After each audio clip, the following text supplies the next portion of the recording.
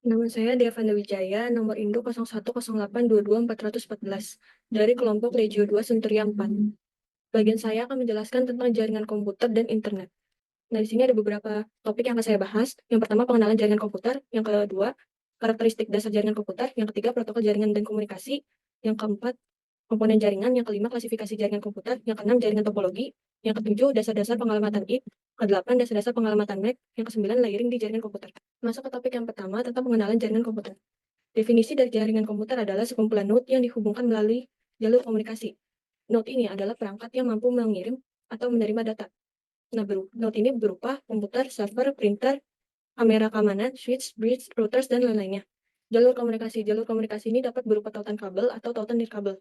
Nah, tautan kabel atau wired link adalah menghubungkan dua node atau dua komputer yang dimana untuk fungsinya untuk mengirim atau menerima data dengan menggunakan wired link. Sedangkan tautan nirkabel atau wireless link menghubungkan dua perangkat tanpa menggunakan kabel.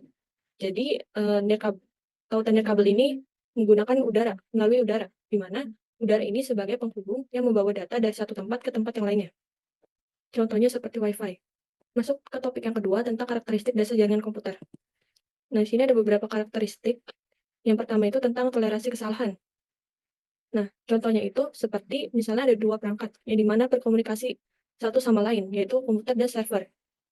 Yang dimana dua perangkat ini melalui switch router 1, router 2, kabel, switch, dan server web.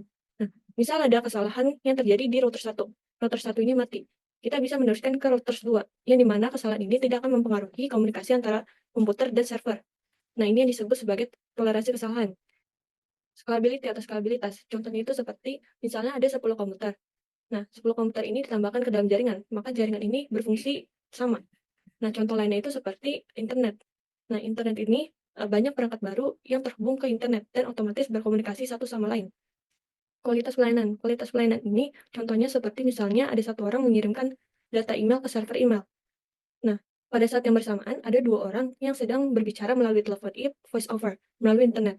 Nah, situasi ini dua orang mengirimkan data pada saat yang sama di mana router satu ini mengalami kedua lalu lintas pada saat yang bersamaan. Satunya lalu lintas untuk yang email dan satunya lagi untuk suara, yang dimana suara merupakan komunikasi waktu nyata. Nah, dari kedua ini, mana yang harus diprioritasin oleh router satu? Apakah untuk komunikasi real time atau untuk data email? Jadi sebenarnya router 1 akan memproses data telepon voice over lebih dahulu karena komunikasinya real time dan penundaan itu tidak dapat diterima. Nah, sedangkan kalau misalnya komunikasi email, penundaannya tidak jadi masalah. Penundaan 1 detik dalam komunikasi email tidak akan mempengaruhi komunikasi. Maka dari itu routers lebih memprioritasin komunikasi real time daripada komunikasi normal.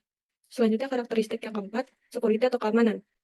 Security atau keamanan ini contohnya misalnya ada informasi rahasia kita mengalir di suatu routers. Nah, jika penyerang mencuri informasi ini dari routers ini, mereka bisa mendapatkan akses ke komputer kita, juga dapat menyalahgunakan dan juga terlibat dalam pemalsuan. Nah, maka tugas ini penting bagi komputer untuk memberikan kerahasiaan. Jadi, maksudnya data yang dikirimkan ini tidak begitu saja seperti yang telah kita kirimkan. Tapi jika data tersebut bersifat rahasia, nah data tersebut pastinya akan diubah ke dalam bentuk lain, dan bentuknya hanya dapat dimengerti oleh pengirim dan penerima. Pada saat yang bersamaan, tidak boleh ada modifikasi ataupun pada data yang dikirim, yaitu jaringan ini harus memberikan integritas. Apapun yang dikirimkan pengirim, hanya penerima yang boleh menerimanya. Selanjutnya, topik yang ketiga tentang protokol jaringan komunikasi. Elemen dari protokol dalam jaringan komunikasi. Yang pertama ini pengkodean pesan. Nah, komunikasi ini sumber yang menghasilkan pesan. Setelah data diubah menjadi sinyal, data tersebut diberikan kepada pemancar atau sinyal untuk dikirim. Nah, terdapat dua transmisi dalam sinyal, yaitu media kabel dan media nirkabel. Sumber harus memahami media mana yang terhubung dengannya. Jika merupakan media kabel, data harus diubah menjadi sinyal untuk memfasilitasi transmisi data pada media kabel. Jika itu media nirkabel, maka pengirim harus mengkodekan data dalam bentuk gelombang. Karena ini media nirkabel, kita tidak bisa mengirimkan sinyal. Kita harus mengirimkan gelombang. Dan setelah data dikirim melalui media transmisi, penerima menerima data dan menerjemahkannya. Setelah diterjemahkan dengan baik, maka pesan sudah sampai kepada tujuan. Yang kedua ini, performatan pesan dan enkapsulasi. Baik pengirim maupun penerima harus saling menyepakati format tertentu yang disebut formatting. Nah, pada saat yang bersamaan, ketika penerima menerima beberapa data, ia harus mengidentifikasikan siapa yang mengirim data dan kita akan menambahkan informasi dengan data untuk mengidentifikasikan pengirim dan penerima. Jadi tidak hanya mengirimkan data saja, tapi akan dirangkum dengan hal-hal tertentu seperti informasi sumber dan informasi tujuan dengan data tersebut. Nah, sehingga pengirim dan penerima yang tepat dapat diidentifikasikan. Yang ketiga, ukuran pesan. Nah, di dalam komputer ini juga, jika kapasitas link sangat kecil, namun data yang akan dikirimkan sangat besar, komputer ini harus memecah pesan besar ini menjadi unit-unit lebih kecil yang dapat ditangani oleh media transmisi ini. Yang keempat ini pengaturan waktu pesan. Pengaturan waktu pesan berkaitan dengan kontrol aliran dan batas waktu respons. Pada kontrol aliran ini, pada saat yang sama, pengirim mengirim beberapa data dan penerima harus mengaku data tersebut. Ketika pengakuan dikirim kembali ke pengirim dapat memahami bahwa data telah diterima oleh tujuan. Ini ada waktu respon. Jika pengakuan tidak diterima, pengirim harus menunggu selama jangka waktu tertentu. Setelah lewat waktu, pengirim akan mengirimkan kembali barang yang sama, sehingga kami dapat memastikan jaminan pengiriman. Yang kelima, opsi pengiriman pesan. Ada 3 bagian, yaitu unicast, pengirim, dan satu penerima. Pengirim ini akan mengirimkan data ke satu penerima di jaringan. Multicast, jika pengirim mengirimkan data ke sekumpulan penerima, tetapi tidak ke semua, maka disebut multicast. Broadcast, pengirim mengirimkan data ke semua peserta dalam jaringan. Topik yang keempat ini, komponen-komponen jaringan komputer. Nah, setiap jaringan ini memiliki 3 komponen. Yang pertama ini node. Node ini sebuah node dapat mengirim atau menerima atau keduanya mengirim dan menerima data. Dan node ini bisa menjadi node akhir atau node perantara. Perangkat akhir atau node akhir adalah node yang akan menjadi titik awal komunikasi atau titik akhir komunikasi. Nah, contohnya untuk perangkat akhir adalah komputer. Komputer adalah perangkat akhir. Jaringan printer, telepon voice over, titik akhir telepresence itu untuk konferensi video, kamera keamanan, dan banyak genggam seluler seperti ponsel pintar, tablet, asisten digital pribadi, kartu debit, dan lainnya. Nah, perangkat perantara node yang hanya meneruskan data dari satu node ke node yang lainnya. Maksudnya mereka akan ditempatkan di antara node akhir. Contohnya switch, titik akhir nirkabel, router, perangkat keamanan, atau firewall, bridge, hubs, repeaters, menara telepon seluler. Nah, yang kedua ini media kabel. Media kabel sebagai media terpandu. Nah, pada media kabel ini akan terdapat kabel, seperti kabel Ethernet straight through dan Ethernet crossover cable. Jika ingin menghubungkan perangkat yang berbeda, kita harus menggunakan kabel Ethernet straight through. Jika kita ingin menghubungkan dua perangkat yang sejenis, dua switch atau dua router atau dua komputer ingin menghubungkan satu sama lain, maka kita menggunakan Ethernet crossover. Nah, media nirkabel. Media nirkabel sebagai media terarah, di mana dalam media nirkabel ini dua perangkat atau lebih akan berkomunikasi satu sama lain tanpa bantuan kabel.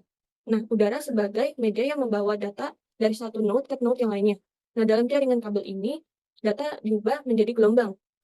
Nah, media nirkabel ini terdapat gelombang inframerah atau digunakan untuk komunikasi jarak pendek. Contohnya remote control TV, gelombang radio atau Wi-Fi, Bluetooth, gelombang mikro, telepon seluler, komunikasi jarak jauh, dan gelombang satelit atau GPS. Nah, yang ketiga ini servis atau layanan. Ada beberapa lainnya seperti menggunakan jaringan komputer untuk mengirim email atau menerima email, menyimpan data di komputer jarak jauh, contohnya Google Drive, berbagi file menggunakan jaringan komputer, mengirim pesan instan seperti WhatsApp, bermain game, melakukan panggilan suara dengan menggunakan voice over IP, melakukan panggilan video atau konferensi video dengan menggunakan video teleponi, menggunakan jaringan komputer untuk berselancar di internet atau World Wide Web. Nah, topik yang kelima ini tentang klasifikasi jaringan komputer. Yang pertama ada jaringan wilayah lokal. Ini jaringan komputer yang menghubungkan komputer-komputer dalam area terbatas, contohnya sekolah, laboratorium, kampus, atau kantor. Nah, ini menggunakan wired LAN atau wireless LAN. Nah, yang kedua ini metropolitan area network, ini jaringan wilayah metropolitan, di mana jaringan komputer yang menghubungkan pengguna atau komputer di suatu wilayah geografis. Ada dua jaringan area lokal. Nah, kedua jaringan area lokal ini saling terhubung dalam satu kota. Nah, ini ada melalui dua perangkat, yaitu switch atau hub untuk membangun jaringan area lokal dan routers atau bridge untuk menghubungkan dua jaringan area lokal. Yang ketiga ini jaringan wilayah luas. Jaringan wilayah luas adalah jaringan telekomunikasi yang tersebar di wilayah geografis yang luas. Nah, ini dua atau lebih LAN dalam satu kota dapat berkomunikasi satu sama lain. Nah, ini ada beberapa perangkat, yaitu menggunakan perangkat akhir dan menggunakan perangkat perantara. Yang keempat ini internet atau jaringan area luas atau WAN yang luas, karena terdapat begitu banyak jaringan area lokal dan juga begitu banyak jaringan area metropolitan dan begitu banyak jaringan area luas di seluruh dunia yang terhubung satu sama lain. Yang kelima ini Nutrens. Nutrens ini itu ada 3. Yang pertama itu bring your own device atau membawa perangkat sendiri. Nah, kolaborasi online ini misalnya ada suatu pertemuan yang akan melibatkan banyak negara. Nah, pastinya tidak ada seorang pun yang hadir di lokasi tertentu. Nah, mereka bisa di mana saja, namun tetap bisa melakukan kolaborasi online. Yang ketiga, cloud computing. Ini ketersediaan sumber daya komunikasi berdasarkan permintaan. Contohnya seperti Google Drive. Jaringan topologi adalah susunan node suatu jaringan komputer. Kita harus mengatur node ini sehingga dapat menjalin komunikasi di antara semua node. Nah, topologi ini dapat dipandang sebagai topologi fisik dan topologi logis. Topologi fisik ini di mana akan menempatkan semua node ini. Dan topologi logis ini bagaimana data akan mengalir dari node satu ke node yang lainnya. Topologi logis ini bagaimana data akan mengalir dari satu node ke node yang lainnya. Nah, secara sederhana topologi berarti susunan node sedemikian rupa sehingga kita harus melakukan komunikasi antar semua node. Nah, jaringan topologi ini terdapat topologi bus, di mana semua data yang dikirimkan antar node dalam jaringan ditransmisikan melalui media transmisi umum ini. Semua node akan menerima sinyal secara bersamaan. Nah, media transmisi ini mampu mengirim sekaligus menerima data, dan aliran data pada media transmisi ini bersifat dua arah, di mana data bisa mengalir dua arah. Yang kedua ini topologi ring. Topologi ring adalah topologi bus, tetapi dalam loop tertentu. Jadi, node yang terlibat ini adalah node topologi LAN peer-to-peer, yaitu tidak ada seorang pun yang lebih unggul dalam jaringan ini, dan tidak ada seorang pun yang lebih rendah dalam jaringan ini. Dan setiap node akan memiliki dua koneksi, satu ke masing-masing tetangga terdekatnya, dan komunikasinya selalu searah. Nah, yang ketiga ini topologi star, di mana setiap node terhubung satu sama lain, tetapi tidak secara langsung, yaitu dengan bantuan node pusat. Nah, node pusat ini berupa hub dan switch. Hub dan switch ini sebagai perangkat pusat atau node pusat. Nah, ini akan dilakukan oleh seluruh administrasi terpusat. Semua lalu lintas harus melewati hub dan switch. Yang ketiga ini topologi mesh, di mana setiap node terhubung langsung ke setiap node lainnya dalam jaringan. Dan dengan demikian memberikan toleransi kesalahan dan keandalan 100%. Yang ketiga ini hybrid topologi atau topologi hybrid. Ini bisa gabungan dari topologi bus, star, dan mesh, di mana topologi ini bisa dengan satu atau lebih topologi yang berbeda. Topik yang ketujuh ini tentang dasar-dasar pengalamatan if. Topik yang ke-8 ini tentang dasar-dasar pengalamatan MAC. Di sini ada perbedaan alamat if dan alamat MAC, di mana alamat if ini diperlukan untuk komunikasi, mempunyai 32 bits, direpresentasikan dalam desimal. Nah, alamat if ini diperlukan router untuk meneruskan data. Contoh dari alamat if ini adalah 10.10.23.56. Sedangkan alamat MAC ini diperlukan untuk komunikasi, memiliki 48 bits, direpresentasikan dalam heksadesimal. Nah, alamat MAC ini diperlukan switch untuk meneruskan data. Contohnya seperti 70, strip 20, strip 18, strip 00, strip ID, strip FC. Lanjut ke topik yang ke-9 tentang layering dalam jaringan komputer. Layering ini berarti menguraikan masalah menjadi komponen atau lapisan yang mudah dikelola. Contohnya, jika seharusnya menyelesaikan suatu permasalahan besar, nah daripada menyelesaikan permasalahan besar sekaligus, kita dapat memecah permasalahan besar tersebut menjadi permasalahan yang lebih kecil. Jika kita menyelesaikan semua masalah kecil, dan jelas masalah besar terpecahkan. Nah, singkatnya ini berarti menguraikan masalah menjadi komponen-komponen atau lapisan-lapisan yang lebih mudah dikelola. Di sini ada layout arsitektur, dibagi menjadi mode referensi OSI. OSI ini singkatan dari Open System Interkoneksi. Nah, ini adalah mode untuk memahami dan merancang arsitektur, jaringan yang fleksibel, kuat, dan dapat dioperasikan. Nah, mode OSI ini dikembangkan oleh International Standards for Organizations, atau ISO. Nah, di sini ada 7 model OSI. Ini untuk menunjukkan bagaimana memfasilitasi komunikasi antara sistem yang berbeda tanpa memerlukan perubahan logika, perangkat keras, dan perangkat lunak yang mendasarinya. Jika ada dua sistem berbeda yang ingin berkomunikasi satu sama lain, maka kita ingin menjalinkan komunikasi antara dua sistem yang berbeda. Namun, protokol harus mengkonversi data sedemikian rupa sehingga sistem operasi manapun dapat memahami data tersebut. Nah, model OSI ini tidak pernah diimplementasikan sepenuhnya. Itu hanya dijadikan pedomannya saja. Nah, di sini ada 7 lapisan dalam model referensi OSI. Yang pertama ini lapisan aplikasi. Nah, lapisan yang kedua ini lapisan representasi. Yang ketiga ini lapisan sesi. Nah, lapisan yang keempat ini lapisan transport. Yang kelima lapisan jaringan.